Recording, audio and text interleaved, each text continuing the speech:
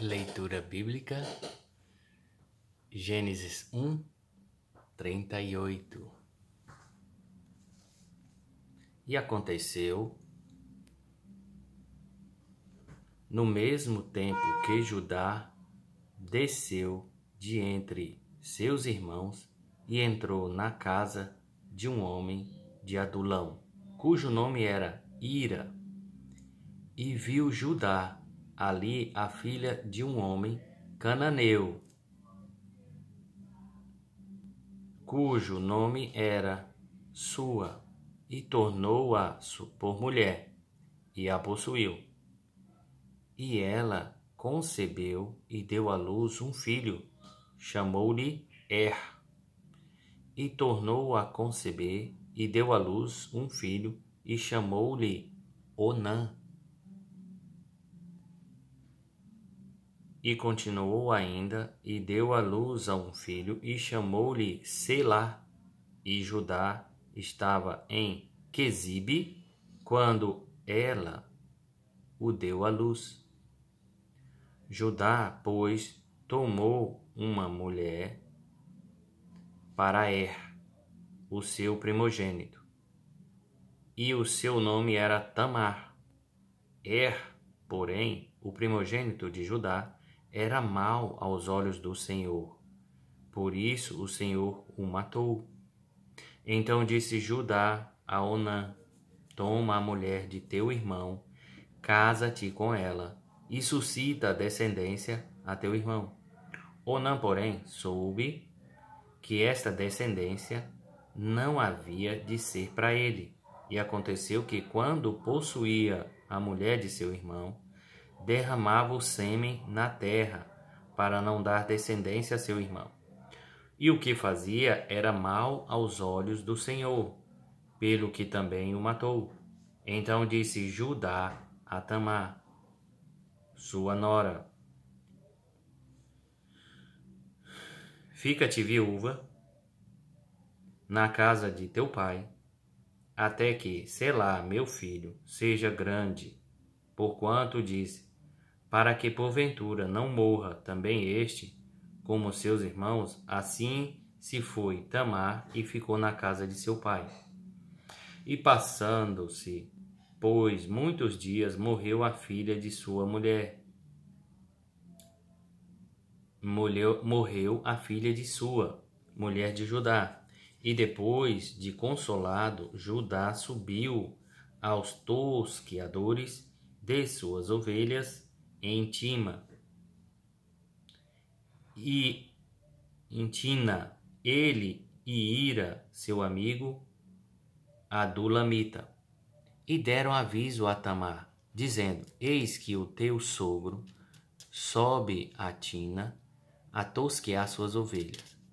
Então ela tirou de sobre ti os vestidos da sua viuvez, cobriu-se com o véu e envolveu-se e assentou-se à entrada das duas fontes que estão no caminho de Tina, porque via que Selá já era grande e ela não lhe fora dada por mulher.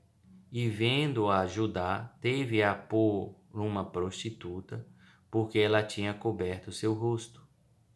E dirigiu-se a ela no caminho e disse: vem, peço-te, deixa-me possuir-te, porquanto não sabia que era sua sogra, sua nora. E ela disse: que darás para que possuas a mim? E ele disse: eu te enviarei um cabrito do rebanho. E ela disse: dar-me-ás penhor até que o envies? Então ele disse: que penhor é que te darei? E ela disse: o teu selo e o teu cordão, e o cajado que está em tua mão. O que lhe deu possuiu-a, e ela concebeu dele.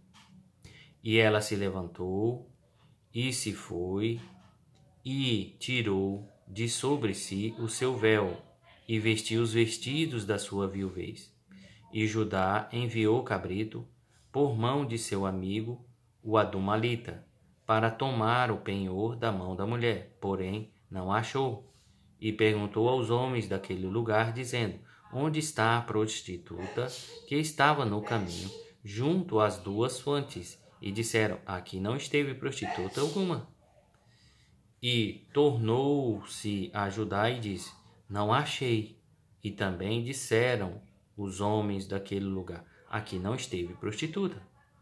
Então disse Judá: Deixa-a ficar com o penhor, para que porventura não caiamos em desprezo. Eis que tenho enviado este cabrito, mas tu não achaste. E aconteceu que quase 3 meses depois, deram aviso a Judá, dizendo: Tamar, tua nora, adulterou, e eis que está grávida do adultério. Então disse Judá: Tirai-a fora, para que seja queimada. Tirando-a fora, ela mandou dizer a seu sogro: Do homem de quem são essas coisas eu concebi. E ela disse mais: Conhece, peço-te, de quem é este selo, e este cordão, e este cajado. E conheceu-os Judá e disse: Mais justa é ela do que eu, porquanto não a tenho dado a selar meu filho, e nunca mais a conheceu. E aconteceu ao tempo de dar à luz, que havia gêmeos em seu ventre. E sucedeu que, dando a ela a luz, que um pôs fora a mão, e a parteira tomou-a e atou em sua mão um fio encarnado, dizendo: Este saiu primeiro. Mas aconteceu que, tornando ele a recolher a sua mão, eis que saiu o seu irmão. E ela disse: Como tu tens rompido, sobre ti é a rotura. E chamaram-lhe de Pérez. E depois saiu o seu irmão, em cuja mão estava fio encarnado, e chamaram-lhe de Zerá. E José foi levado ao Egito. E Potifar, o oficial de Faraó, capitão da guarda, homem egípcio, comprou-o da mão dos ismaelitas que o tinham levado lá. E o Senhor estava com José, e foi homem próspero, e estava na casa do seu senhor egípcio. Vendo, pois, o seu senhor que o Senhor estava com ele, e tudo o que fazia o Senhor prosperar, vá em sua mão, José achou graça em seus olhos e servia-o, e ele pôs sobre a sua casa e entregou na sua mão tudo o que tinha. E aconteceu que desde que o pusera sobre sua casa e sobre tudo o que tinha, o Senhor o abençoou a casa do egípcio por amor de José. E a bênção do Senhor foi sobre tudo o que tinha na casa e no campo. E deixou tudo o que tinha na mão de José, de maneira que nada sabia do que estava com ele, a não ser o pão que comia. E José era formoso, de porte e de semblante. E aconteceu, pois, destas coisas, que a mulher do seu senhor pôs os seus olhos em José e disse: Deita-te comigo. Ele, porém,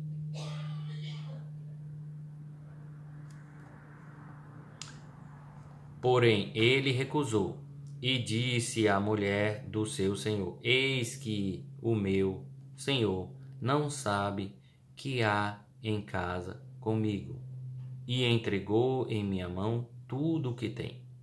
Ninguém há maior do que eu nesta casa, e nenhuma coisa me vedou, senão a ti, porquanto tu és sua mulher. Como, pois, faria eu tamanha maldade? E pecaria contra Deus. E aconteceu que, falando ela cada dia a José, e dando-lhe e não lhe dando ele ouvidos para deitar-se com ela e estar com ela, sucedeu num certo dia que ele veio à casa para fazer seu serviço, e nenhum dos da casa estava ali. E ela lhe pegou pela sua roupa, dizendo: Deita-te comigo. E ele deixou a sua roupa na mão dela, e fugiu, e saiu para fora. E aconteceu que, vendo ela que deixara a sua roupa em sua mão, e fugira para fora, chamou aos homens da sua casa e falou-lhe, dizendo: Vede, meu marido trouxe-nos um homem hebreu para escarnecer de nós. Veio a mim para deitar-se comigo, e eu gritei com grande voz. E aconteceu que, ouvindo ele que eu lá levantava a minha voz, gritava, deixou a sua roupa comigo e fugiu e saiu para fora. E ela pôs a sua roupa perto de si, até que seu senhor voltou à sua casa. Então falou-lhe conforme as mesmas palavras, dizendo: Veio a mim um servo hebreu que nos trouxeste para escarnecer de mim. E aconteceu que, levantando eu a minha voz e gritando, ele deixou a sua roupa comigo e fugiu para fora. E aconteceu que, ouvindo o seu senhor as palavras da sua mulher, que lhe falava, dizendo: Conforme a estas mesmas palavras me fez o teu servo, a sua ira se acendeu. E o Senhor de José o tomou e o entregou na casa do cárcere, no lugar onde os presos do rei estavam encarcerados. Assim, esteve ali na casa do cárcere. O Senhor, porém, estava com José e estendeu sobre ele a sua benignidade e deu-lhe graça aos olhos do carcereiro-mor.